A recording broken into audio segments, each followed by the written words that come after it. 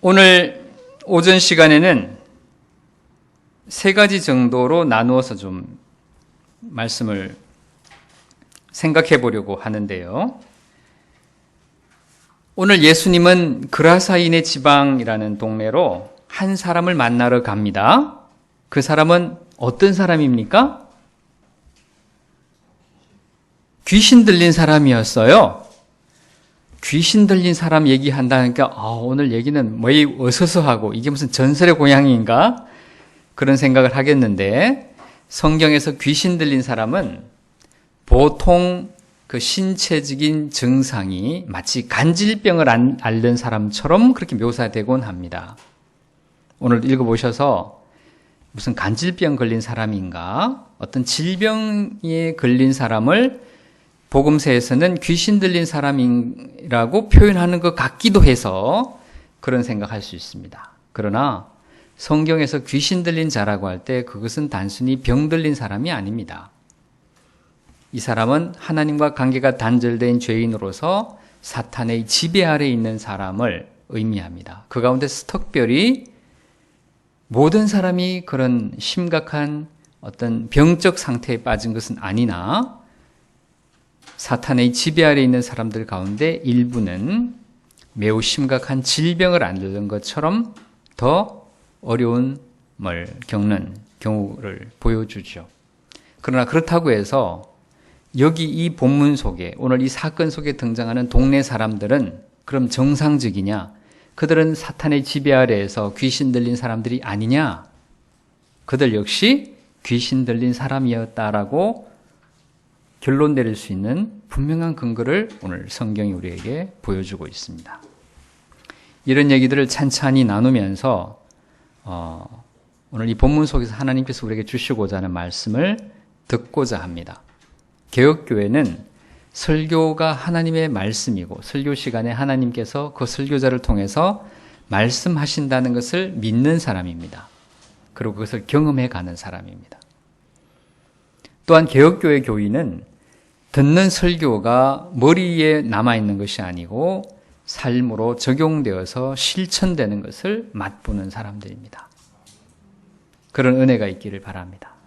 왜냐하면 우리가 그 은혜에서 오늘 탈락될 수도 있기 때문입니다. 특별히 말씀이 여러분을 매우 괴롭히고 여러분의 심령을 어지럽히고 여러분을 공격하는 것처럼 느껴진다면 더욱 감사할 수 있길 바랍니다. 병이 심할수록 치유하는 과정도 힘들고요. 아픕니다. 그렇죠? 병이 우리를 아프게도 하지만 치유하는 과정에서도 통증을 느끼죠. 그것은 치유하는 과정에서의 통증은 그것은 아주 복된 일입니다. 그 결과는 치유이기 때문에 그렇죠? 이 사람 역시 마찬가지입니다. 본문 속에 등장하는 이 사람. 예수님이 만나고 싶어 했던 이 한 사람은 귀신 들린 남자였습니다. 그러면 그 증상이 무엇인가를 한번 생각해 보죠. 5장 3절에서 5절 사이에 몇 가지 증상이 나타나는데, 첫째는 자기 의지로 스스로를 통제할 수 없었습니다. 이 사람을 통제하려고 쇠사슬에 묶어놔도 그 쇠사슬을 끊어냈습니다. 여러분, 격투기 대회 나오는 힘이 장사인 사람도 쇠사슬을 끊을 수는 없어요. 강호동이도요, 동아줄도 못 끊습니다. 예전에 프로그램 보니까 무슨 강호동이가 사과 하나를 손으로 부서뜨리는 걸 대단한 걸로 그렇게 소개하던데, 그 정도만 돼도 대단합니다. 우리 중에는요, 사과를 손으로 부서뜨릴 수 있는 사람이 없을 겁니다. 택도 없습니다. 그런데 이 사람은 사과 하나를 부서뜨리는 정도가 아니라 쇠사슬을 끊었습니다. 여기에는 초자연적인 어떤 세력이 개입되어 있다는 것을 보여주죠. 여러분 헷갈리실까봐 미리 결론까지 다 얘기하면서 얘기를 할 수도 있는데요. 여러분 스스로 여러분 자신이 통제됩니까? 특별히 여러분이 스스로의 생각과 의지 속에서 이것을 하고 싶지 않아 라고 하는 일조차도 여러분 스스로 통제할 수 있던가요? 안 됩니다. 우리의 삶 속에는 통제되지 않는 것이 있습니다. 대체로 그것은 우리가 죄라고 볼 수 있겠죠? 이 사람은 자기 스스로를 통제할 수 없었습니다. 우리는 원래 본성적으로 우리 자신을 특별히 하나님이 금하는 죄의 문제에 있어서 우리 자신을 통제할 수 없는 존재들입니다. 두 번째는 이 사람은 어디에서 살고 있었습니까? 무덤 사이에서 살고 있었습니다. 유대인들의 무덤은 동굴이었기 때문에 이 사람은 아마도 사람들이 거주하는 그 공동체를 떠나서 마치 죽은 사람과 함께 살아가고 있는 그런 사람이었습니다. 오늘날 많은 사람들이 죽은 사람들과 함께 살아가지 않습니까? 생명력 없는 사람들 속에서 생명력 없이 살아갑니다. 아마 동네에서 쫓겨났겠죠? 당연합니다. 이렇게 많은 사람들에게 해를 끼칠 수 있는 사람을 누가 반기고 누가 품어주겠습니까? 그의 집도 그의 가정조차도 그를 품을 수 없었기에 그는 집을 떠나 무덤 사이에서 동굴 틈에서 살았던 것입니다. 이 사람 세 번째 보여주는 특징이 뭡니까? 5절에 보면 늘 소리를 지르면서 자기 몸을 해치고 있었습니다. 이것이 죄인의 특징입니다. 자기가 통제되지 않는데 그 통제되지 않는 어떤 일들이 자기를 해롭게 하는 겁니다. 남만 해롭게 하는 게 아니고. 그럼에도 불구하고 이 사람은 스스로를 통제할 수 없는 것입니다. 동일한 사건을 기록하고 있는 누가복음 8장에 보면 이 사람은 옷을 입고 있지 않았다라고 했습니다. 마가는 생략하고 있지만 나중에 이 사람이 치유받았을 때 옷을 입고 있는 제정신이 되어서 옷을 입고 있었다라고 기록한 것을 보면 이 사람은 옷을 입고 있지 않은 상태였습니다. 여러분 옷을 왜 입습니까? 옷을 입는 동기가 뭔지 아세요 혹시? 왜 옷을 잘 입으려고 합니까? 오늘 옷들이 전부 다 멀쩡하게 입고 오셨는데 왜 옷을 입죠? 왜 옷을 입어요? 옷을 안 입고 있으면? 그렇습니다. 이 어려운 질문에 답할 수 있는 게 보통 일이 아닙니다. 왜 옷을 입어요? 벗고 있으면 창피하니까요. 그런데 왜 이 사람 옷 벗고 있습니까? 창피한 줄 모르는 겁니다. 수치심이 없는 사람입니다. 죄 가운데 있는 사람은요, 수치심을 몰라요. 그러니까 계속 짓죠. 죄인의 특성 네 가지를 드러내고 있습니다. 하나님을 반역하고 있는 사람들의 네 가지 특징이 오늘 이 본문 속에서 귀신 들린 사람의 행태를 통해서 나타나고 있습니다. 그냥 외우려고 하지 마세요. 그냥 이게 내 자신이구나 생각하면 정확할 겁니다.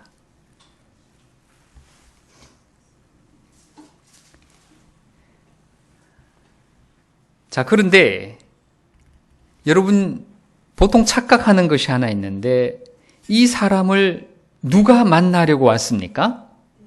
예수님이 이 사람 만나려고 왔죠? 근데 그 그라사인의 지방에 정작 갔을 때 예수님을 만나러 나온 사람은 누굽니까? 2절을 참고해서 자세히 읽어보십시오. 누가 이 예수님을 만나러 왔습니까? 그렇죠? 우리가 알듯이 예수님이 이 사람을 만나기 위해서 이방인의 지역, 갈릴리 호수 동편, 그러니까 유대인들은 왕래하기를 꺼려하는 그 동네로 예수님이 갔어요. 그런데 정작 그 그라사인의 마을에 도착했을 때는 예수님이 이 사람을 찾아간 것이 아니고 이 사람이 예수님 앞에 찾아왔어요. 자, 그런데 뒤에 이야기를 보면 이 사람이 지금 예수님과 만나서 얘기하는 그 내용은 어때요? 호의적입니까? 아니, 왜 왔어요? 나하고 당신 뭔 상관인데? 나를 떠나주세요? 이런 얘기합니다. 이상하지 않습니까? 이 사람은 예수님 만나기 싫어하는 겁니다. 그러면 안 오면 되지. 도망가야지. 왜 지발로 예수님을 찾아왔습니까?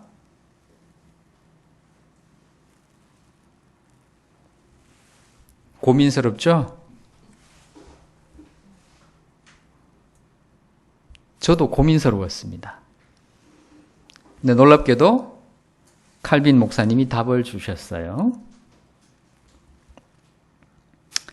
이 귀신 들린 자는 하나님의 호출을 받고 예수 그리스도 앞에 나온 것입니다. 본인이 원해서 온 게 아닙니다. 호출당했습니다. 이것이 죄인에게 베푸시는 하나님의 첫 번째 은혜입니다. 부르십니다. 불러다 앉히십니다. 오늘 본문 설교의 핵심 부분으로 들어가기 전에 한 가지 더 체크합니다. 좀 이따 오후에 살펴보겠지만 마태복음은 매우 짤막하게 이 사건을 기록하고 있는데 많은 성경학자들을 아주 괴롭히는 마가복음과는 다른 이야기 하나를 합니다. 마가복음이나 누가복음은 지금 귀신 들린 한 남자가 예수님을 만난 겁니다. 그런데 마태복음 8장 28절을 보면 귀신이 쫓겨나간 남자, 예수님을 만나서 귀신이 쫓겨나간 남자가 2명이라고 말합니다. 그래서 어떤 주석가들은 마태복음 8장의 이 축사 사건과 마가복음 5장의 축사 사건은 다른 사건이다 이렇게 생각을 하고 있습니다. 그러나 여러 가지 근거를 볼 때 이 두 사건은 하나의 사건입니다. 그럼 우리는 이 두 개의 기록을 합쳐보면 칼빈이 복음서 주석을 쓴 방식이 바로 그겁니다. 칼빈은 마태복음 주석, 마가복음 주석, 누가복음 주석을 따로따로 쓰지 않았습니다. 하나의 복음서 주석서를 썼습니다. 같은 사건을 묶어서 설명했습니다. 그 저자마다 다른 부분, 같은 부분, 그것이 갖는 의미들을 잘 드러냈습니다. 우리도 그런 식으로 복음서를 공부할 필요가 있습니다. 여러분이 성경 읽으면서 이게 왜 달라? 뭐가 맞는 거야? 라고 묻는데 사실은 다 맞는 겁니다. 오늘 우리가 예배드리는 이 모습을 여러분이 일기에 쓴다라고 할 때 여러분 각자 내용이 같을까요? 다른 부분이 있겠죠. 그 다른 부분을 모아보면 오늘 우리 이 예배 시간에 어떤 일이 벌어졌는가를 더 풍성하게 알 수 있는 것처럼 복음서도 그런 방식으로 우리가 볼 수 있다는 거죠. 자, 2명이 예수님 앞으로 호출을 받아서 2명 다 귀신이 쫓겨가는 치유를 받았습니다.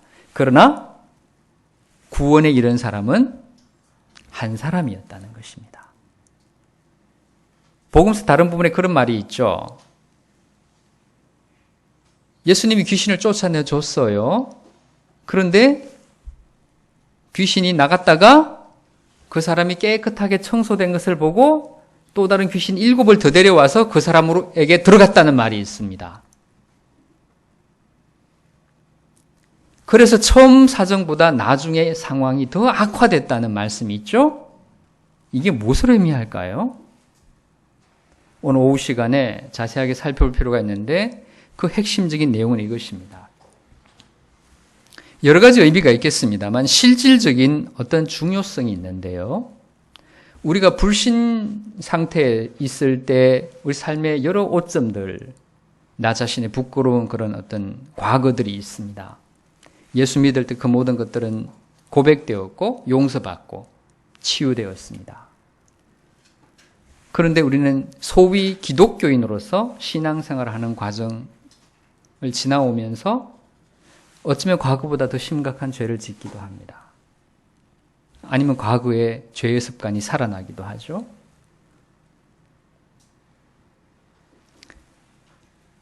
내 자신이 신앙인으로서 이렇게 살면 안 되는데, 이렇게 행동하면 안 되는데 라는 걸 알면서도 어쩔 수 없이 거기에 빠져 있는 경우가 있습니다. 그런 경우는 귀신이 한 명 나갔다가 7명 들어온 상황처럼 아주 악화되어 있습니다. 어떻게 해야 될지를 스스로도 모릅니다. 오늘도 죄를 고백하고 목사님에 의해서 사죄가 선포됐지만 실제로 바뀌는 건 없는 사람들이 꽤 많이 있습니다. 그리고 때로는 우리 자신도 그렇습니다. 아닙니까? 이 부분을 어떻게 우리가 개혁할 겁니까? 오늘 마가복음 5장의 이 사건은 우리가 그렇게 되어야 한다는 것을 보여주고 있고 그렇게 된 이 사람이 하는 놀라운 일을 보십시오. 온 데가볼리에 하나님의 큰 일을 전했다고 했습니다. 우선은 그의 가정이 회복되었죠. 이 사람 치유받고 나서 지금 읽은 거 기억나세요? 예수님 따라가기를 원했습니다. 저도 좀 데려가 주세요. 그때 예수님이 어떻게 했습니까? 역시 치료해 놨더니 역시 도움이 되는구만. 따라와. 그랬습니까? 아니다. 너의 집으로 가라. 너의 집으로 가서 주께서 너에게 어떻게 큰 일을 행하셨는지를 말해라. 그런데 정작 그 밑에 뭐라고 나옵니까? 예수님이 집에 가서 너에게 어떤 일이 벌어졌는지 얘기하라 그랬으면 집에 가서 그렇게 얘기했더라라고 해야 되는데 정작 마가복음 5장 20절에는 그가 집에 가서 자기에게 어떤 일이 벌어졌는지를 말했다는 기록은 없고 오히려 온 데가볼리에 예수님이 자기에게 행하신 그 은혜, 그 구원의 은혜를 전했다는 말이 나옵니다. 무슨 말일까요? 그럼 이 사람이 예수님 말 안 듣고 집에 가라 그랬더니 집을 안 가고 딴 동네로 갔단 말입니까? 어떻게 이해하십니까? 우리가 성경을 굉장히 단편적으로 읽고 이해하는 경향이 있어요. 다른 말로 하면 시간의 흐름을 생각 잘 안 한단 말입니다. 사건 속에서.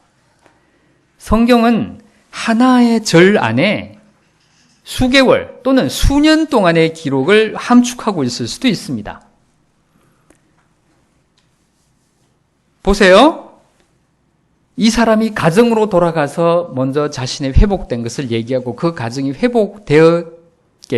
그랬으니까 그는 다른 동네로 갈 수 있는 겁니다. 데가볼리란 말은 데카폴리스라는 말인데 10개의 도시라는 뜻을 가진 말입니다. 그라사는 그 중에 하나입니다. 그라사 같은 큰 도시가 10개를 묶어서 데가볼리라고 불렀습니다. 지금으로 말하면 갈릴리 호수 동편에 있는 요르단과 그 일대 중동 지역입니다. 그 일대를 다 다니면서 복음을 전했단 말입니다. 이 한 사람이 얼마나 걸렸을까요? 몇 달? 수십 년. 최소한 수년 내지 수십 년이 걸렸겠죠. 이해가 되십니까?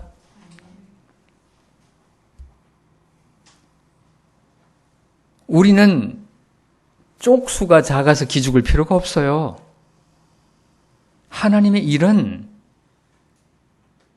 많은 숫자로 하는 게 아닙니다. 반면에 마귀는 뭘 내세워요? 예수님 앞에 나와서 곧 망하게 되었음에도 불구하고 이름이 뭐냐고 하니까 뭐래요? 기가 찬 거죠. 예수님이 군대? 뭔 말이야? 그랬더니 설명을 해줍니다. 귀신이 친절하게. 뭐라고 했습니까? 우리가 많기 때문입니다.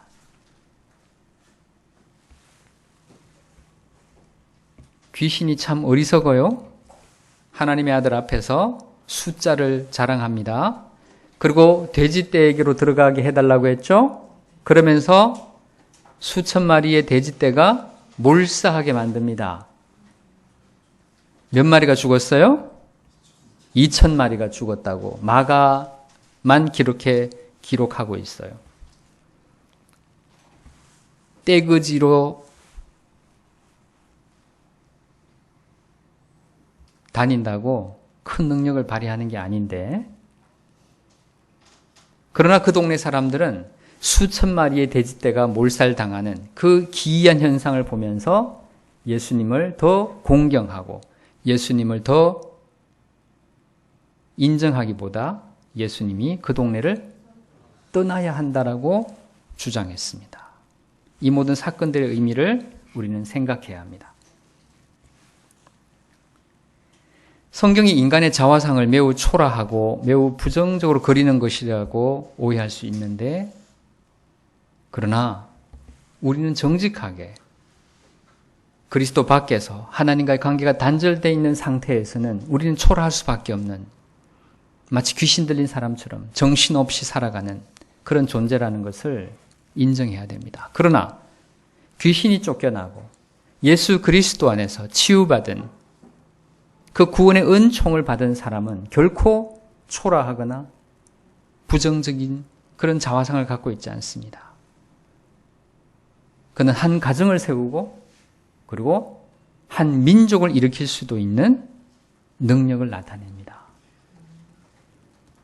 우리는 그 새로운 삶 가운데로 부름을 받은 사람들이라는 것을 오늘도 인식해야 합니다. 어거스틴을 생각해 보십시오. 어거스틴이 굉장히 이상한 사람이라고 생각됩니까, 여러분? 고백록을 읽어보지도 않은 사람은요, 어거스틴이 굉장히 악한 사람이라고 생각해요. 아주 난봉꾼이라고 강의 안에도 나오던데, 그거는 일반적으로 그렇게 난봉꾼이라고 말하는 거지, 여러분 어거스틴이 난봉꾼입니까? 어떻게 생각하세요? 어거스틴 오늘 우리 현대 한국의 남성 중년들에 비하면요, 양반입니다. 일반적인 우리 한국의 성인 남성들의 일상 행태에 비하면 어거스틴은 굉장히 점잖은 사람이라는 걸 알 수 있어요. 어거스틴의 시대에는 그렇게 죄를 지을 수 있는 사회적 환경이 별로 없었어요. 다만 어린 나이에 집 나가 살다가 그냥 동거를 했어요. 그러나 그 동거녀와 오랫동안 살았습니다.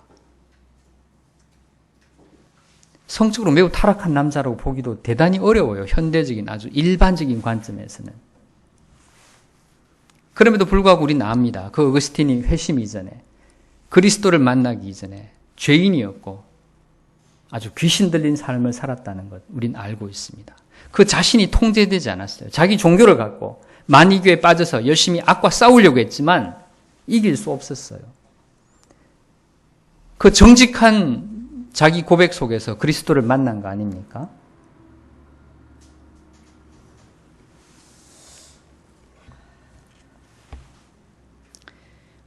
두 번째로 살펴볼 사실은 이 귀신 들린 사람이 살고 있는 그 그라사인의 지방이라고 하는 사회입니다.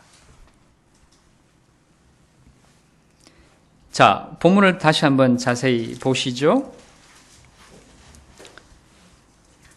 우리가 두 번째 대지에 들어가기 전에 예수님과 이 귀신 들린 사람 간의 대화를 생각해 보십시오. 예수님과 대화하고 있는 이 사람은 귀신 들린 그 남자일까요? 아니면 그 남자를 지배하고 있는 어떤 영이었을까요? 어떻게 하셨어요? 말하는 내용이 인간이 아니잖아요? 또 이 사람이 예수님께 왔어요. 그런데 와서 하는 말은 뭐예요? 예수님을 대적하는 말이에요. 그죠? 여러분, 여기에 아주 미묘한 어떤 인간의 실제가 있습니다. 우리는요, 모든 사람들은요, 하나님에 대한 그리움이 있습니다. 자연적 어떤 지식이 있어요. 불신자라 하더라도 하나님에 대한 지식이 있다고요. 인간은 하나님의 형상으로 창조받았기 때문에 그럴 거라고 생각합니다. 그런데 동시에 하나님으로부터 어떤 구원을 바라면서도 인간 실존을 자세히 들여다보십시오. 대화해 보십시오. 하나님을 거부합니다. 종교를 비하하고 복음을 멸시합니다. 왜 그럴까요? 그는 한편으로 구원받기를 원하면서도 복음과 그 복음의 주인이신 예수 그리스도를 부정하는 모습을 보입니다. 오늘 본문 속에서 우리는 이해할 수 있죠. 귀신 들렸기 때문입니다. 이상한 말을 하고 이상한 행동을 해야 귀신 들린 게 아닙니다. 죄에 대한 통제가 안 되고 부끄러움을 모르고 예수 그리스도를 밀어내려고 하고 자기 스스로에게 해를 가하면서도 그것을 놓을 수 없는 그 사람은 마귀의 종노릇하는 그런 진노의 자녀일 뿐입니다. 자, 우리가 여기서 한 가지 의문을 풀고 가야 되는데 왜 예수님은 이 귀신의 요청을 허락할까요? 우리를 이 마을에서 쫓아내지 마십시오. 내가 이 사람에게, 예수님이 그 사람에게서 나오라고 했을 때 귀신은 복종할 수밖에 없습니다. 하나님의 권위를, 하나님의 그 권력을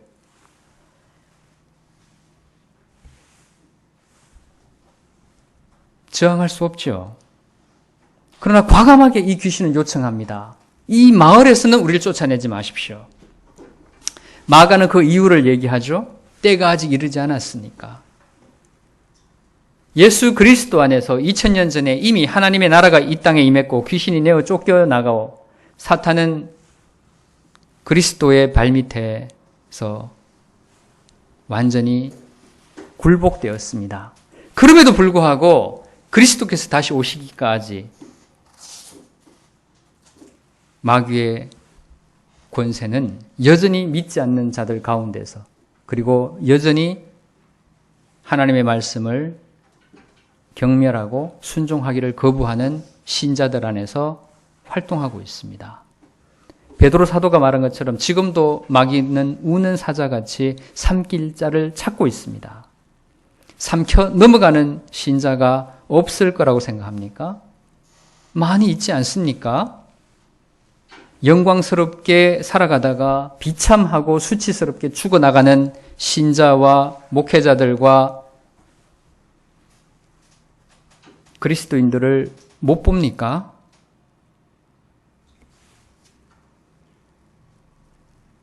우리의 미래가 밝다고 생각합니까? 우리의 영원한 미래는 밝습니다. 그러나 우리의 인생이 어두움 가운데 끝마쳐질 수 있다는 것을 오늘 이 본문이 우리에게 보여주는 겁니다. 예수님은 마귀의 때가 아직 끝나지 않았다는 것을 알고 계십니다. 그러므로 귀신의 요청을 허락하십니다. 그러자 귀신은 과감하게 또 하나의 요청을 합니다. 돼지떼에게 들어가게 해주십시오. 예수님은 그것도 허락하십니다. 그러면서 이 귀신들은 자기들의 세력이 대단하다는 것을 보여주고 이 동네 사람들이 어떻게 하면 예수님을 배척할 것인지 알고 있습니다. 옛날에 어른들 그런 얘기 많이 합니다. 저도 저희 어머니에게서 들은 얘기인데요. 집안에 종교가 2개이면 안 된다. 그 교회당 나가면 집안에 우환이 있다는데 집안에 어떤 사람이 교회 다니면서 집안이 망했다는 얘기 들어보셨습니까? 왕왕 그런 오해를 주는 사건들이 있을 수 있습니다. 교회를 좀 다니려고 해봤더니 병이 났어요. 교회 나가기를 꺼쳤더니 병이 나왔네. 우리가 뭔가를 결단하고 정말 제대로 그리스도를 따르고자 할 때에 생활에 문제가 다가옵니다. 지금도 우리나라는 물론 우리의 잘못이 더 많지만 사람들이 예수 그리스도를 배척하고 교회 다니는 사람들을 아주 뭐 보듯이 하는 그런 시대죠. 이 사람들 왜 예수님을 떠나라고 요구할까요? 왜 정신이 온전하여 저 앉아있는 청년을 보고 또는 장년일 수도 있습니다. 처자식이 있는 사람일 수도 있겠어요? 왜 두려워할까요? 15절을 다시 한번 읽어보겠습니다. 예수께 이르러 그 귀신 들렸던 자, 곧 군대 귀신 잡혔던 자가 옷을 입고 정신이 온전하게 앉은 것을 보고 두려워하더라 했습니다. 이상하죠? 기뻐해야 되지 않습니까? 아니면 최소한 놀라워해야죠. 와, 그 신기하네. 그러면서 너나 할 것 없이 병든 사람들을 예수님 앞에 데려와서 이 사람도 좀 고쳐주세요라고 해야 되지 않겠어요? 복음서에 그런 사건들이 많이 있죠.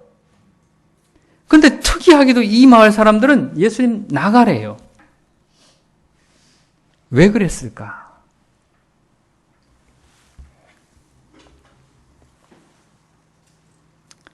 이제 생각을 좀 해봐야 됩니다. 두 번째, 예수님이 찾아간 그 도시는 사람보다 돈을 중요시하는 사회였어요. 오늘 우리 현대의 사회와 다를 게 없습니다. 여러분, 유대인들은 돼지고기 먹습니까? 안 먹습니까? 안 먹어요. 돼지고기 안 먹는 사람들이 돼지는 키울까요? 안 키우죠. 그러니까 유대인들이 키우지 않는 그 양도읍을 이 갈릴리 호수 동편에 있는, 요단강 동편에 있는 이 이방인 지역에서 대대적으로 양도읍을 하는 겁니다. 로마인들은 돼지고기를 먹습니까? 안 먹습니까? 잘 먹죠. 유대인들만 안 먹는 겁니다. 구약 성경에 돼지고기 먹지 말란 말이 나오기 때문에. 여름철에 돼지고기 많이 드시지 마세요. 여름에 돼지고기 잘 먹어도 본전이란 말이 있습니다. 하나님께서는 유대인들의 건강을 생각하셔서 더운 지방이기 때문에 돼지고기 먹지 말라고 했다라고 생각합니다.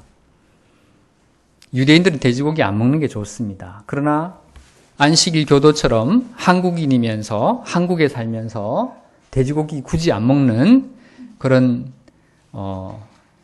경건은 굳이 그런 경건은 안 지켜도 되는데, 여하튼 이 데가볼리 지역, 그라사 지역은 양도읍을 했습니다.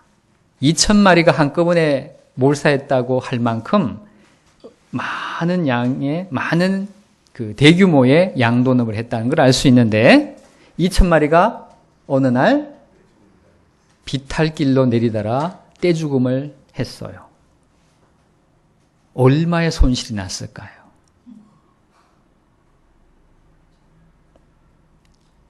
이 성경 읽으면서 그 생각 안 해보셨죠? 2,000마리가 죽었으니 뭐 나랑 뭔 상관이야. 그러나 이 돼지를 키우는 사람들, 이 돼지 키우는 일로 먹고 사는 사람들 입장에서 한번 생각해 보세요. 돼지 한 마리 얼마쯤 하죠? 100만 원?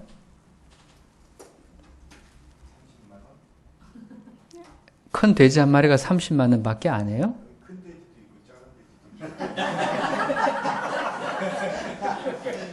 수준이 상당합니다. 네. 이 사고하는 수준이 보통이 아닌데. 좋아요. 대충 100만 원 정도라고 해봅시다. 뭐 가격이 그때그때 다르지만 2000년 전 고대 사회는 지금보다 더 비쌌을 거라는 생각을 해봐야 됩니다. 대충 100만 원이면 2,000마리면 얼마입니까? 20억입니다. 이 시대에 20억이면 얼마일까요? 지금도 20억은 큰 돈입니다. 여러분, 사업하다 20억 손해봤다. 어떤 사업가가 바로선 개혁교회 6개월 만에 한 20억 손해봤다. 계속 교회 나오기 쉬울까요? 어려울까요? 매우 어려울 것입니다. 이 동네 사람들이 예수님을 배척하고 두려워했던 이유는 몇 가지가 있습니다.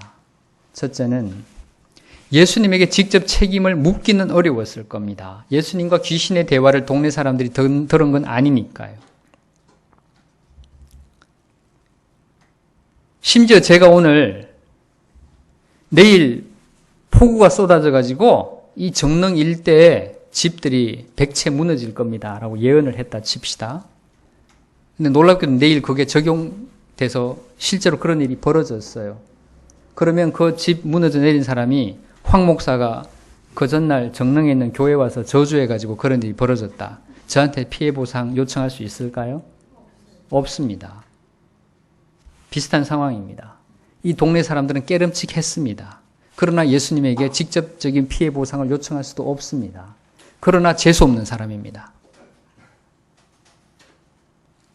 우리 사업에 도움 안 되는 사람이라고 판단합니다. 지금도 이런 사고방식으로 교회 다니는 사람들 언젠가는 밀려나갈 것입니다. 복을 받기 위해 교회 나오는 사람들, 말세에는 그런 사람들이 다닐 교회가 없을 겁니다. 우리도 그런 생각 속에 빠져 있을 수 있습니다. 우리가 하는 일 뭔가 잘못되면 하나님이 우리에게 잘못하는 거라고 생각할 수 있습니다. 반대일 가능성이 언제나 더 많다는 생각을 하세요. 내가 하는 일이 잘못돼 갈 때 하나님은 나에게 바른 일을 하고 계신 것일 수 있습니다. 물론 우리도 우리 자신의 양도nep이 있고 먹고 살아야 되므로 하나님의 은혜와 보호하심을 요청합니다. 그러나 그러한 우리의 바람이 무너져 내릴 때 그것은 우리에 대한 하나님의 형벌이 아니라 특별한 은혜의 시간이고 은혜 베푸심의 방식이라는 것을 기억해야 되죠. 고통은 그런 의미가 있습니다. 그러나 불신자들에게 그 고통은 하나님을 떠나가는 빌미를 제공하죠. 그래서 떠나라고 했습니다. 또 하나, 미친놈처럼 동네에서 인간 취급도 하지 않던 어떤 한 남자가 온전하여져 있는 걸 봤어요. 그 모습 보면서 두려워합니다. 그 두려움의 원인은 뭘까요? 그 두려움의 원인은 죄인이 본성적으로 갖고 있는 하나님께 대한 두려움입니다. 그것은 극복되어야 하는 두려움인데 그 동네 사람들은 그렇게 되지 못했습니다. 그들이 하나님께 대해서 갖고 있는 적대감과 그 두려움이 예수님을 나가달라고 하는 요구로 나타났고 치유받은 한 사람을 보면서도 두려운 감정으로 와닿은 것입니다. 이해되십니까? 지금은 아멘 하는 게 아니고 이해가 된다고 예라고 대답해야 되는 겁니다.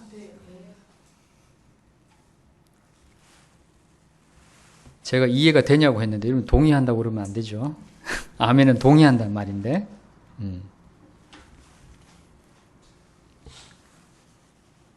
여러분, 이 동네 사람들이 왜 지금 예수님 쫓아내는지 근본적인 영적인 이유는 확인되시겠죠?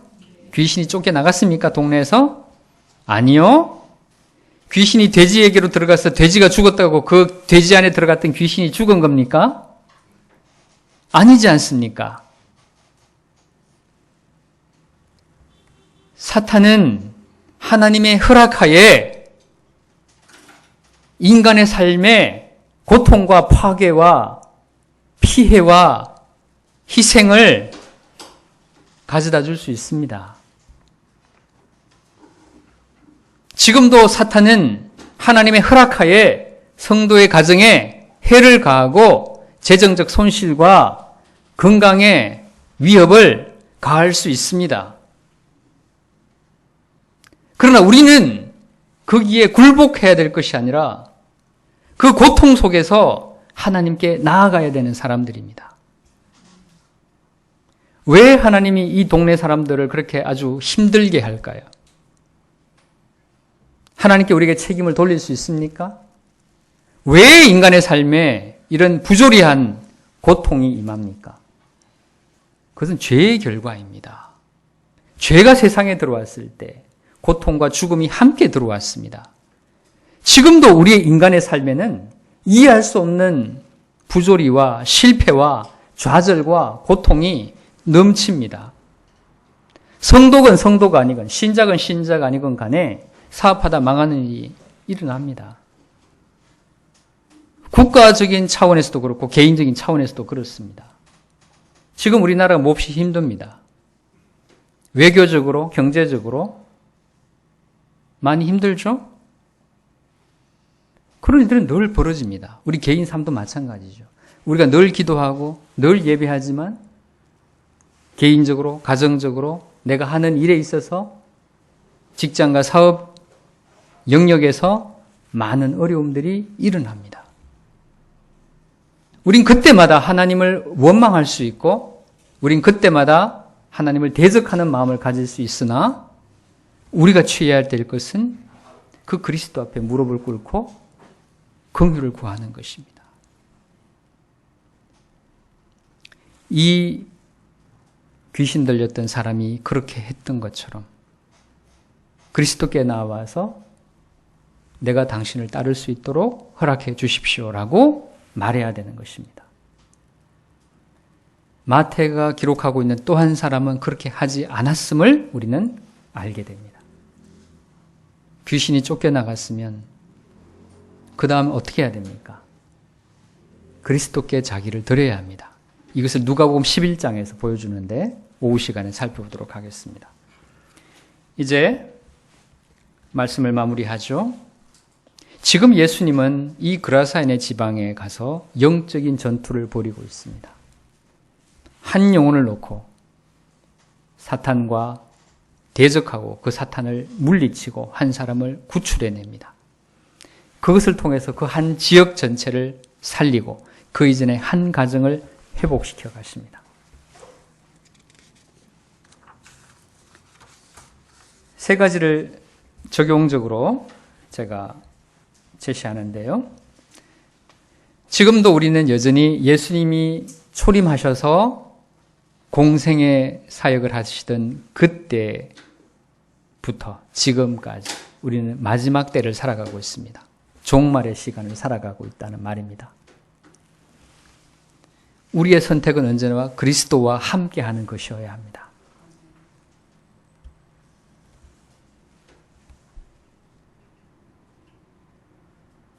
우리 앞에 앉아있는 꼬마는 뒤에 있는 김선희 집사님의 따님이 맞지요? 지금 숙제하고 있나요? 뭐 하고 있어요? 뭘 쓰고 있어요? 훌륭해요. 네. 그렇게 하고 있다는 거 알고 제가 물어보는 겁니다. 우리 아이도 쓰고 있는데 어른들은 안 쓰죠? 네.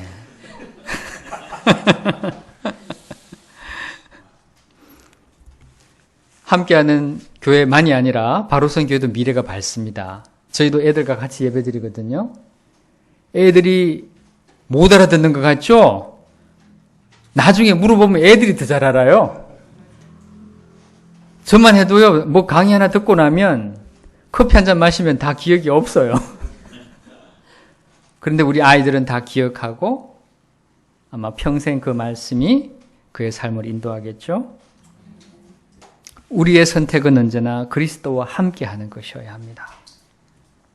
먼저 우리 자신과 우리 자신의 삶과 우리가 살고 있는 시대에 대한 올바른 인식이 필요합니다. 여러분, 저와 여러분은 우리 자신을 통제할 수 없는 죄의 맛에 길들여지면 부끄러움을 모르는 그런 인생들입니다. 우리가 예수 믿는 순간 우리가 완전히 자유롭게 되었고 우린 의인이 되었고 우린 스스로 하나님의 말씀을 순종할 수 있는 능력자들이 되었다고 함부로 착각하지 마십시오. 그 승리는 정말 피 흘리는 영적 싸움의 열매이지 손쉽게 얻어지는 그런 복이 아닙니다. 오늘 우리는 영적 전쟁에서의 이 승리를 쟁취하지 못하는 어려움에 빠져 있습니다. 세상과 사탄의 도전이 매우 격렬합니다.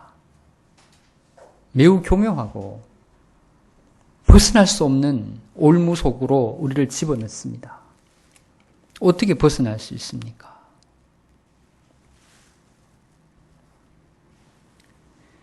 사도 바울은 디모데후서 3장 1절에서 5절 사이에 말세는 고통하는 때라고 말하면서 그 말세적 현상을 이렇게 말합니다.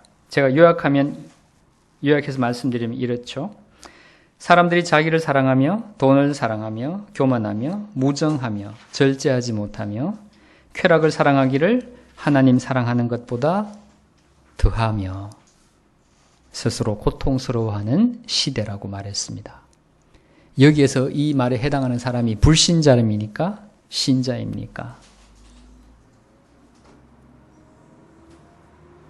쾌락을 사랑하기를 하나님 사랑하는 것보다 더하다고 말했다면 바울은 지금 신자를 향해서 말하고 있는 겁니다.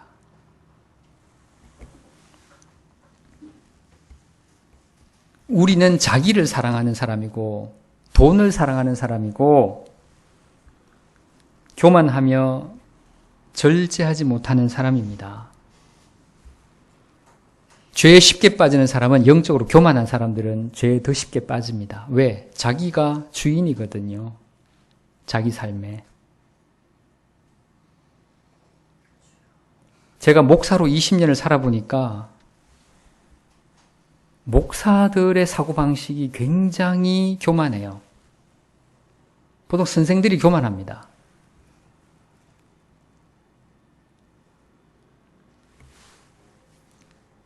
자기는 법 위에 있다고 생각하는 사고를, 그렇게 한 사고를 하는 경향들이 있어요. 제가 그것을 느낄 때마다 정말 불안하고 두려워집니다. 신앙인들이 나이가 들수록 자기 삶에 대한 통제력이 더 강해지지 않고 더 약해집니다. 왜 그럴까요? 자기가 진짜 어른인 줄 압니다.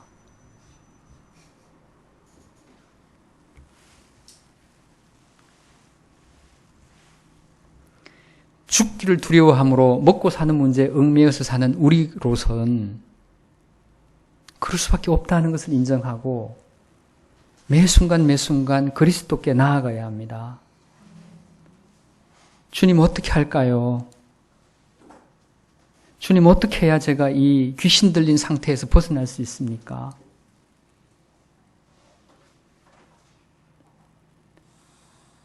그렇게 부르짖어야 합니다. 왜 귀신 들린 사람이 밤낮 소리 지르면서 자기 몸을 해를 가하고 있습니까?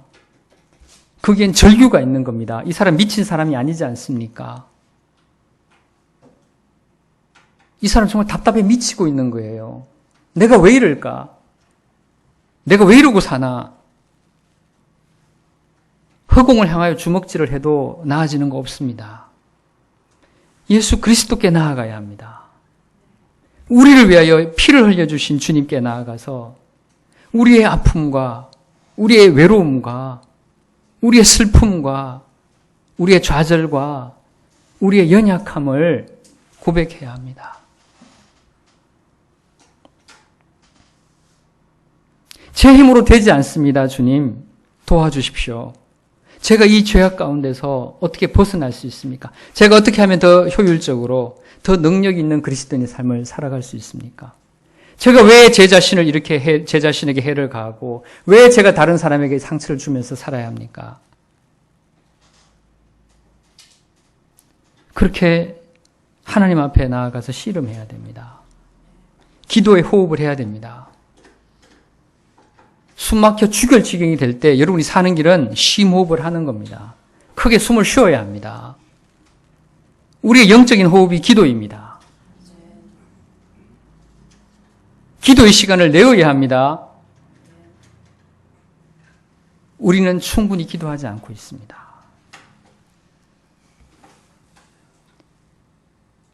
제가 아주 역설적인 얘기를 하겠는데 여러분의 영적 건강도를 측정하기 위해서 한 가지 테스트 해보세요. 교회에서 하는 공적인 기도 시간 말고요. 완전히 내 혼자만의 기도의 시간이 하루에 몇 분인지 체크해 보세요. 일주일에 몇 분인지 체크해 보세요. 일주일에 2시간 넘으면 제가 밥 살게요. 저한테 전화 주세요.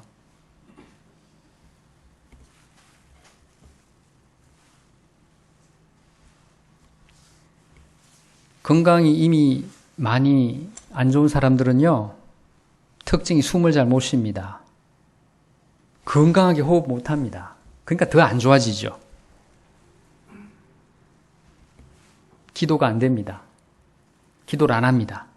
기도를 못 합니다. 그것부터 회복돼야 되는데 어떻게 합니까? 여러분의 생각과 의지와 여러분의 하나님을 향한 사랑을 모아서 그리스도께 나아가서 여러분의 입술을 여십시오. 여러분 자신을 돌아보고 지금 여러분이 통제하지 못하고 있는 그 일을 놓고 하나님 앞에 부르짖으십시오.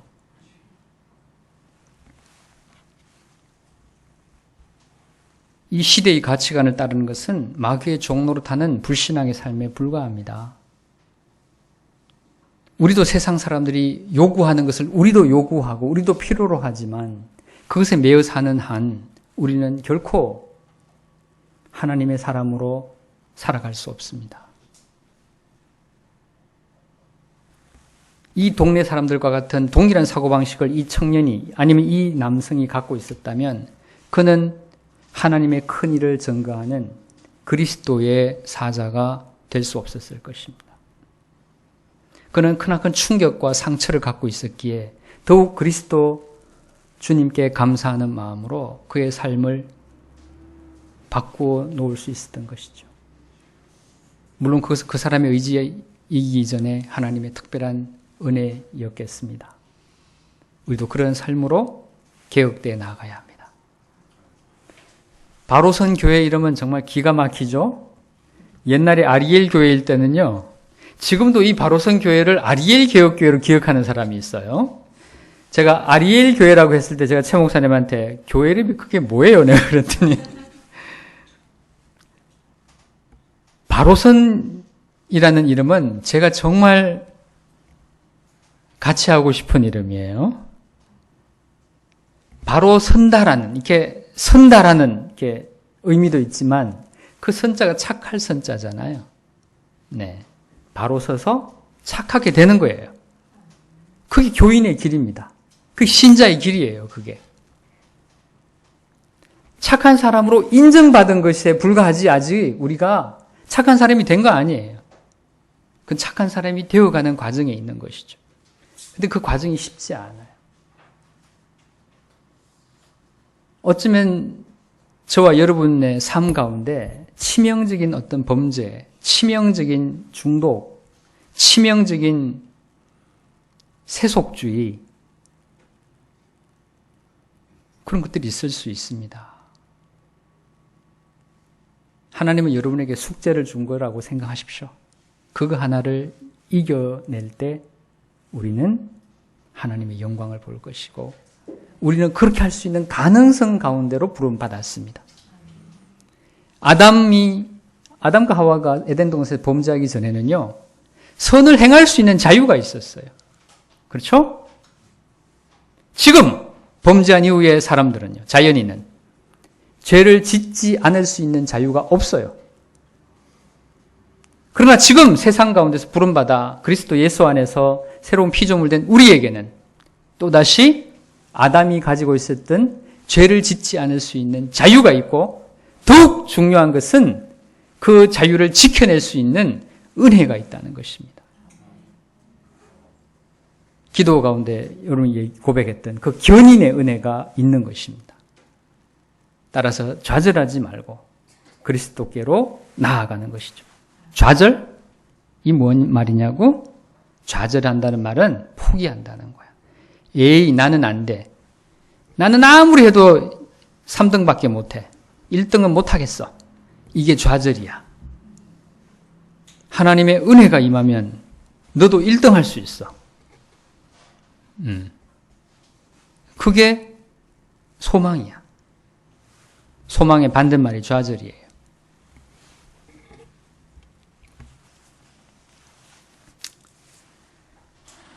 마지막,